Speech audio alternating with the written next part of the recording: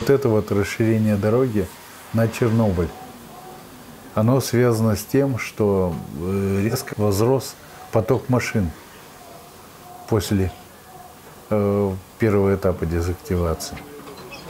А возрос он из-за того, что персонал находился, во-первых, в Зеленом мысу, а во-вторых, очень многие работники были связаны с Киевом в связи с тем, что они получили там квартиры, и они еще переезжали туда.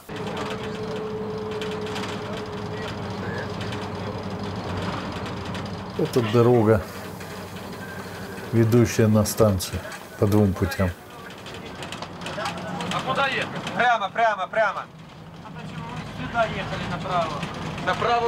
Направо уже закрыли. Прямо это едут через Чернобыль, а направо дорога более короткая.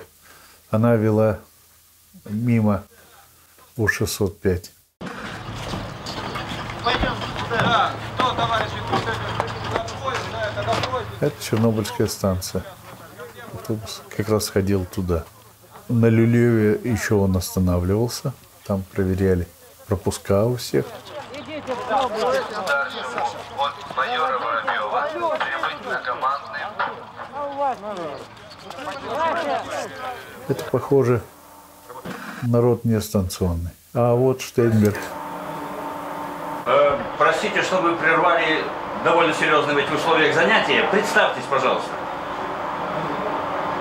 Зам главного инженера Штейнберг. Имя, отчество. Николай Александрович. Николай Александрович, скажите, пожалуйста, что сегодня происходит на станции? Какая основная работа сейчас ведется? Основная задача сегодня за аварийно-восстановительных операций – это дезактивация территории, дезактивация внутренних помещений станции для создания нормальных условий работы персонала, как внутри станции, так и снаружи. Сколько вы здесь находитесь? Я прибыл сюда утром 6 числа. 6 мая. Ваши коллеги, которые работали до вас, находились в более сложных условиях? Да, значительно более сложных условиях. Сейчас? Коллег сейчас на лечении. Простите? Коллеги в основном на Николай лечении. Александрович, вот сейчас было 10 аксов. Мне докладывают там зампотыла батальона, что можно, хватит и 3 аксов. Может, оставим 3 аксов? Это куда они подошли? На заливку потом? Да, на на да, вот сейчас строители есть, с ними надо узнать.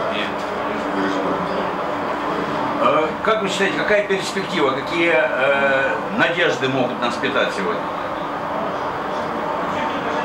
Ну, перспектива у нас энергетика одна. Первый, второй блок надо пускать. Да, первый и второй блок были ориентированы на то, что их пустят намного раньше. Планировали вообще их пустить в июле месяце. Планировали, что работы все аварийные будут завершены по мере работы первого и второго блока. Третий пока не будет включен. Третий блок пока. Спасибо. Спасибо большое. Все, я устал. Это только Штейнберг мог себе позволить. Все остальные ели в столовых.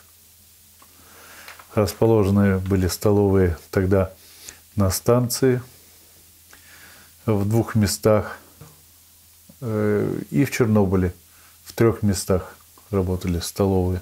В Сказке У-605 имела отдельную столовую, а позднее был кормоцех, здание сервисного обслуживания машин. Такое название дали – кормоцех этой столовой. Потому что она имела протяженное расстояние между последним и первым человеком в очереди. Довольно протяженное расстояние. Это народное. Да, народное название было этой столовой кормоцех. Какие самые главные работы сейчас идут на заводе? Дезактивация. Где она происходит? По всей станции, по территории. В основном сейчас на первом-втором блоке дезактивировать необходимое помещение. Откуда вы приехали? Скользкая ЕС. Это они идут с первого-второго блока. В направлении третьего они движутся. А это скользкая атомная станция, женщин протирают, осуществляет дезактивацию на первом блоке. Не смотрите в камеру. Не смотрите, работайте.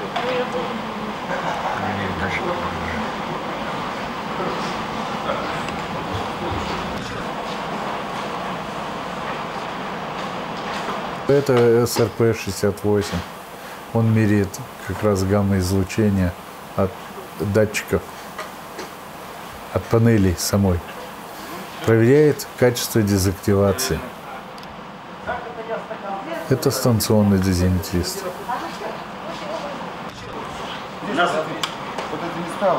От вашей станции, вот у меня тут есть фамилия такая, генерал-майор КГБ Кузнецов. Генерал Кузнецов принадлежал КГБ, один из начальников КГБ Украины. Он давал разрешение на съемку этой группе.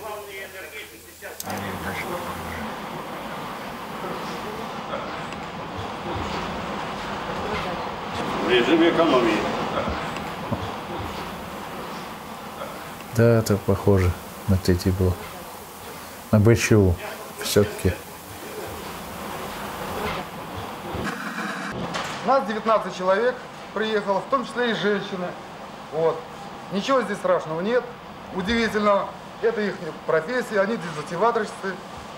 Вот в этом помещении обстановка уже нормальная. Вы готовите помещение к какой-то работе? Да, в настоящее время здесь периодическое пребывание персонала обслуживающего. Вот. И требования сейчас предъявляют такие, чтобы здесь находился постоянный персонал. Это начальник цеха, похоже, Кольской атомной станции. Условия будут соответствовать этим требованиям? Да, конечно. Вполне, да? После нас будут соответствовать. Простите, чем производится обработка? Обработку панелей мы производим чистым спиртом. Нельзя. Потому что спирт является изолирующим материалом, и вдобавок ко всему спирт разъедает лакокрасочное покрытие, и быстро испаряется.